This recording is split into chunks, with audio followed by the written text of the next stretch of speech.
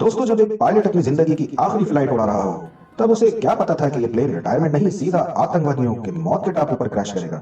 अब सबके मन में बस एक ही सवाल है, क्या यह एक्सपीरियंस पायलट सबको बचा पाएगा या खुद भी आतंकवादियों के हाथों मारा जाएगा। इस थ्रिलर का अंजाम जानने के लिए मूवी को एंड तक जरूर देखिए। तो चलिए शुरू करते हैं अनएक्सप्लेनर पर। कहानी की स्टार्टिंग में हम पायलट बाइडन को देखते हैं, जो कि अपनी बेटी से फोन पे बात कर रहा होता है। ये उनका लास्ट रिटायरमेंट का डे था और ये उनकी लास्ट फ्लाइट थी।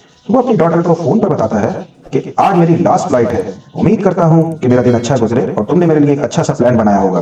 तभी उनके साथ जो को पायलट होते हैं स्टेमिंग हिल, वो बताते हैं कि मुझे आज प्लेन में कुछ गड़बड़ लग रही है। जो प्लेन था वो टोनी क्रू मेंबर के द्वारा चलाया जाता है, जो कि आप सामने देख रहे हैं। और ये कोई चार्टर्ड प्लेन नहीं, ये एक प्राइवेट बिजनेस क्लास प्लेन था।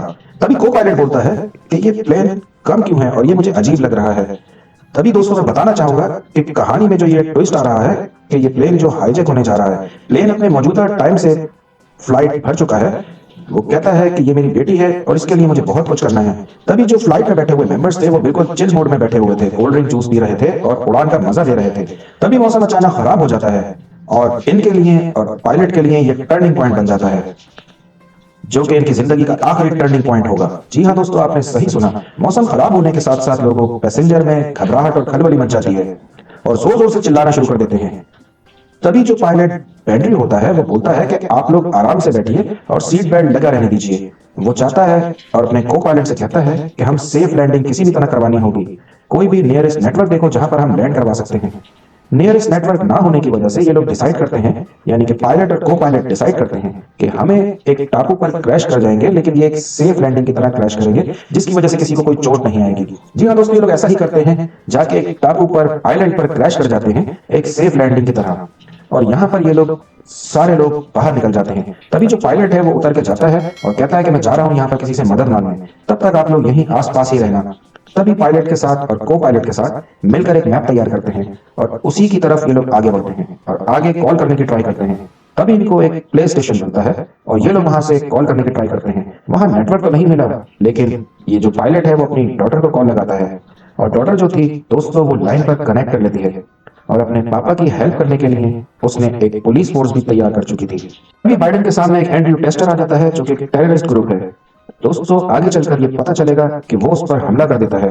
तभी जो बाइडेन है वो बोलता है कि ये लो, ये तुम्हारा हेल्प करेगा। आगे चलकर दोस्तों इनके साथ भी कुछ वैसा ही होने वाला था जो कि बाकी मेंबर्स के साथ हो चुका है। जो इनके बाकी मेंबर्स हैं दोस्तों, यहाँ पर एक टेररिस्ट ग्रुप जो चला रहे होते हैं, इनको नहीं पता था कि इसमें जो फ्लाइट है उसमें टेररिस्ट पहले से सब बैठे हुए थे।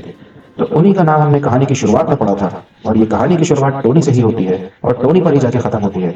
उम्मीद है दोस्तों ये सबको पता था कि फ्लाइट जाके क्रैश होने वाली है, तो ये जाके पहले ही उसमें बैठ जाता है और हेल्प कह के मदद मांगता है। जैसे ही दोस्तों ये लोग आइलैंड पे पहुंचते हैं, जो उसके साथी और फैमिली मेंबर्स थे और साथ जितने भी पैसेंजर थे उन सबको हाईजैक कर लिया जाता है इस टेररिस्ट ग्रुप की वजह से। और यहाँ पे टेररिस्ट पायलट और को पायलट सबको खामोशी से देख रहे होते हैं। वो जो बंदूक देख रहा है इंसान, वो टोनी का साथी है, वो टोनी से अलग कर देते हैं। अब इनके लिए एक परेशानी और भी ज्यादा बढ़ जाती है, क्योंकि इनके सामने इनके फैमिली मेंबर्स और काफी सारे पैसेंजर्स को मार दिया जाता है, जिसको देखकर जो बाइडन था वो काफी हक्का बक्का रह जाता है और उसको अंदाजा नहीं था कि उसको करना क्या है। ये जो टेररिस्ट ग्रुप था ना दोस्तों, ये काफी बुरी तरह से इन सबको पीटते हैं और बाइडन अपने ग्रुप को देख रहा होता है और बाकी क्रू मेंबर्स को वो देखकर चिड़चिड़ा जाता है और उन्हें बचाने के लिए जाता है।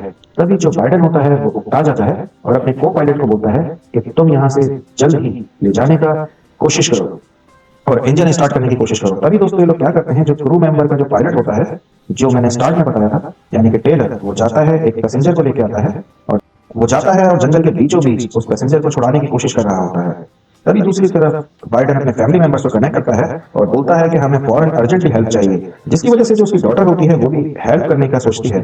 लेकिन दोस्तों मैं यहाँ पर आपको बताना चाहूंगा कि ये लोग कभी भी सही सलामत बाहर नहीं पहुंच पाते। आगे क्या हुआ कहानी को जानने से पहले कमेंट सेक्शन में पार्ट 2 का जरूर मेंशन कीजिएगा। इससे आगे की कहानी मैं पार्ट 2 में एक्सप्लेन करूंगा। उम्मीद करता हूं कि अब तक की कहानी आपको पसंद आई होगी।